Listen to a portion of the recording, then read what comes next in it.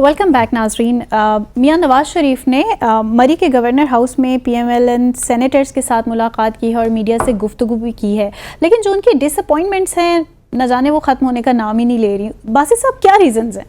मुंतहा अजीब सा लगता है अब, चूँकि मियां नवाज शरीफ बहुत ही one of the most experienced politicians of Pakistan, that's why most disheartened, 3 बार वज़ीर आज़म भी रह चुके हैं, बट स्टिल उनको चाहिए कि अब थोड़ा सा जो रेस्ट ले लें। नहीं, रेस्ट नहीं लें, जब तक उनको सेहत याद देती है पॉलिटिक्स ज़रूर करें, लेकिन अब बयानियाँ तब्दील करें।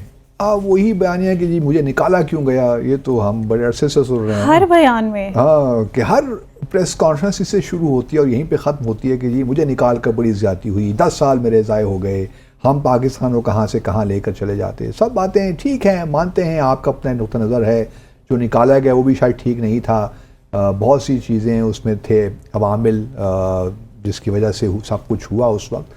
ठीक है, माजी की बातें। अब अगर माजी में आप रहेंगे तो फिर मुस्तकबिल का क्या होगा? माजी से इंसान सीखता ज़रूर है लेकिन उसमें रहता नहीं है। हमारा प्रॉब्लम यह है कि हम लोग माजी में रहे उससे निकल नहीं पाते, तो जब उससे निकल नहीं पाएंगे तो फिर आगे की हम कैसे सोचेंगे? तो बासी साहब, इस पे एक शेर भी है ना, आपका तो इंटरेस्ट भी है, याद माजी अजाब है यार, अजाब है यार, हाफजा मेरा। लेकिन मैं नहीं चाहता कि अपना हाफजा खुदा ना खासा नवाज शरीफ उनका हाफजा ख़त्म हो जाए।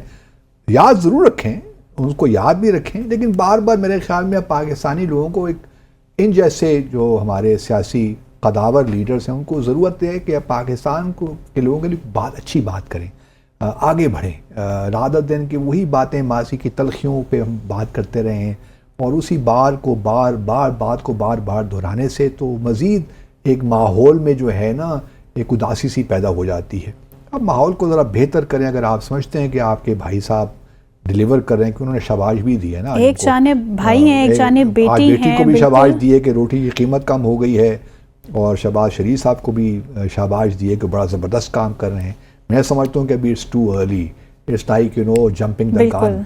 अभी बहुत कहना मुश्किल है। ठीक है, थोड़ा सा इन्फ्लेशन कम हुआ है, चीज़ों की कीमतें कम हुई हैं, लेकिन अब बजट के बाद देखेंगे ना, बजट भी अब आने वाला है इंशाल्लाह, पेश होगा तो बजट के बाद पता चलेगा कि क्या होगा, कीमतें कहाँ से कहाँ जाएंगी, क्योंकि IMF के साथ अगर हमने ये तो बहुत बड़ा चैलेंज आने वाला है, बहुत बड़ा। तो अभी अगले शो में इंशाल्लाह IMF की शराइत एक जानिब, बजट एक जानिब, महंगाई की सताई नवाज शरीफ ने जिक्र किया है कि IMF का अगर शराइत मंजूर करेंगे तो आम लोगों की हालत कैसे बेहतर होगी। तो यही तो सारा मुअम्मा है, मामला तो यहीं पे है कि IMF की शराइत मांगने या ना माने, उनके साथ प्रोग्राम करें ना करें तो फिर वो शराइत भी माननी पड़ती हैं। लेकिन दूसरा एक प्रॉब्लम ये भी है ना मुंतहा कि हमारा जो नॉन डेवलपमेंट एक्सपेंडिचर है वो बहुत बढ़ गया है और वो मज़ीद बढ़ता जा रहा है। अभी भी जो बजट आएगा तो हम देखेंगे कि डेवलपमेंट बजट कितना है, नॉन डेवलपमेंट बजट कितना है।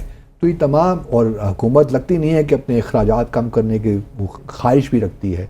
अखराजात उस तरह ही हैं, हमारे जो नाज नखरे हैं वो भी वही हैं, और हम जो मीटिंग्स करते हैं तो इतनी लंबी मैंने एक्चुअली आज तक कभी, हमारे यहाँ तो टीवी पे दिखाते हैं ना कैबिनेट की जब मीटिंग होती है, तो आप यकीन करो मैंने दुनिया में कहीं भी नहीं देखा कि इतने बड़े हॉल में इस किस्म की मतलब शान से जो मीटिंग्स होती हैं। ये भी एक अजीब सी चीज़ है। मतलब हमें मज़ा आता है शायद लोगों को दिखाने में दुनिया भर में शाहाना अंदाज कि हम कितने शाहाना अंदाज से कैबिनेट की मीटिंग करते हैं। आप लिटरली, आई टेल यू, जो 10 डाउनिंग स्ट्रीट का उसका जो कैबिनेट की जहाँ मीटिंग होती है, छोटा सा कमरा है और बड़ी सादगी के साथ एक टेबल लोग बैठे होते हैं और मीटिंग हो रही होती हैं। यहाँ पे इतना कैबिनेट भी तो बहुत क्या करें, अब कैबिनेट भी इतनी बड़ी हो तो ये फिर होना ही है, क्योंकि फिर हर शख्स, स्पेशल असिस्टेंट्स भी हैं, तो एडवाइजर्स भी हैं, तो डिप्टी प्राइम मिनिस्टर भी हैं, तो फिर ये तो exactly. हमारे जो नाज नखरे हैं ना और शाहाना अंदाज है रहने के, जब तक इस पे हम सही सोचो विचार नहीं करेंगे, फिर जो हमारे और बड़े मसाइल हैं, लेकिन अब बजट आएगा इस पे हम इंशाल्लाह एक सेशन करेंगे अपने नाज़रीन के लिए, किसी इकोनॉमिस्ट को ही बुलाएंगे ताकि उससे कुछ हम सीखें कि बजट कैसा है और क्या होना है।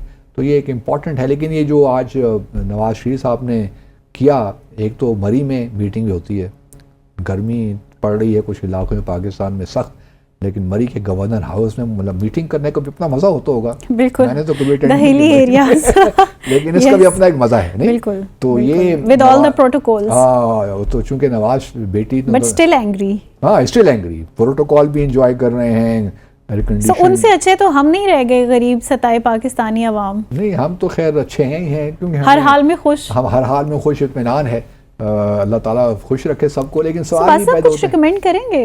रिकमेंड क्या करें इनको? रिकमेंड मैं कौन होता हूँ और आप, हमारी क्या हैसियत कि हम इनको रिकमेंड करें? रिकमेंड यही करना चाह रहा हूँ ना कि इस निकले जो माजी की तलखियाँ हैं वो ज़रूर आपके जहन में होंगी, क्योंकि बहरहाल आप एक आपकी हुकूमत को गिराया गया, ठीक है 2 दफ़ा गिराया, 3 दफ़ा गिराया गया बल्कि, लेकिन जो पिछली हुकूमत आपको गिराया गया 2017 में, वो तो सिर्फ आपको हटाया गया ना। PMLN तो कंटिन्यूड, शायद फ़ख़ार अब्बासी आ गए थे तो हुकूमत तो बरकरार रही थी। तो ठीक है, शायद इनफरादी था इसीलिए दुख ज़्यादा है, शायद दुख ज़्यादा है, और उनका ख्याल ये है कि मैंने पाकिस्तान को बहुत कुछ दिया है, ये नहीं देखते कि पाकिस्तान है आपको कितना दिया है। हाँ? बिल्कुल, तो बिल्कुल। आपने ठीक है मोटरवे को अपनी जेब से बना के तो नहीं दी ना, पाकिस्तान का ही पैसा खर्च हुआ, मोटरवे बनी। हम बड़ा अप्रिशिएट करते हैं आपके इस विजन को, इंफ्रास्ट्रक्चर डेवलपमेंट में आपका बड़ा किरदार है, इसमें भी कोई शक नहीं है। लेकिन तमाम हुकूमतों को यही करना चाहिए और करती भी हैं अपने तई, लेकिन और भी बहुत से मसाइल जो हमें देकर भी गए हैं, अब उनका मैं जिक्र यहाँ नहीं करना चाहता, क्योंकि हमारा एक और टॉपिक भी है, शायद आप सेगमेंट खत्म। सर बिल्कुल बिल्कुल उस टॉपिक पे भी आएंगे, लेकिन देखें खुद तो बड़े ठंडे इलाकों में जाके मीटिंग्स कर रहे हैं, लेकिन यहाँ पे अवाम बिजली के बिल देने से भी कासिर हैं, एक पंखा चलाने से पहले भी सोचते हैं। सो क्या ये कोई ऐसा रिलीफ देने में कामयाब हो पाएंगे? बजट पे डिपेंड करेगा ना, डिपेंड हो तो अब शहबाज शरीफ साहब को उन्होंने शाबाश दे दी है, तो अब देखते हैं कि शहबाज शरीफ साहब बजट में क्या पेश करते हैं। लेकिन लोग जो हमारे इकोनॉमिस्ट हैं वो हमें यही कह रहे हैं कि आपको ज़्यादा उम्मीदें न रखें, क्योंकि ये बजट मज़ीद परेशानियों का बाइस बनेगा आवाम के लिए। मुमकिन है कि शॉर्ट टर्म में, देखिए शॉर्ट टर्म में पाकिस्तानी अवाम मुश्किलात ही बर्दाश्त कर लेगी, लेकिन light at the end of the tunnel होनी चाहिए, उनको एक उम्मीद होनी चाहिए कि अगर आज हम ये मुश्किलात इनका कर रहे हैं, मुश्किलात का सामना कर रहे हैं, तो अगले आने वाले साल के बाद हमें खुशहाली भी नज़र आए, जब हमें खुशहाली मिलेगी। चूँकि आवाम को वो नज़र नहीं आता, मुस्तकिल उन पे बोझ डाल दिया जाता है, तो इसलिए सर वफाक में भी बैठे हैं, मरकज़ में भी बैठे हैं, पंजाब पूरे पे भी काबिज हैं, तो कहाँ है रिलीफ? रिलीफ नहीं है ना, थोड़ी बहुत तो बात होनी चाहिए ना इस पे। पेट्रोल पे कीमतें कम की हैं, रोटी 30 रुपए की 20 रुपए की थी, वो 10 रुपए की कर दी, लेकिन उसकी इम्प्लीमेंटेशन नहीं है। वो तो कहती हैं वो नहीं, तो उसकी इम्प्लीमेंटेशन नहीं है। आप खुद भी अगर नहीं है, आप खुद भी विजिट करें तो एज सच उसकी इम्प्लीमेंटेशन नहीं है। यहाँ पर जहाँ पे जो मर्जी है ना वो कर रहा है। हाँ, कोई चेक एंड बैलेंस का मैकेनिज्म भाई जो चाहते हैं वो रोटी कर रहे हैं, बिल्कुल चेक एंड बैलेंस का मैकेनिज्म जो है वो। चलिए आपकी बात फिर उम्मीद है कि चीफ मिनिस्टर साहिबा तक पहुंच जाएगी। ऐसा मैकेनिज्म होना चाहिए ना जिसमें चेक एंड बैलेंस जो है वो है कि किस तरह आप इंस्पेक्शन का कुछ होना चाहिए। एग्जैक्टली, सो इंस्पेक्शंस भी प्री प्लान्ड होती हैं। हमारा तो मामला यही है, हाँ वो भी प्री प्लान्ड होती है, लेकिन ये है कि हमारे साथ पहले हम डिस्कस कर, असल मसला तो हमारा इम्प्लीमेंटेशन ही का है ना,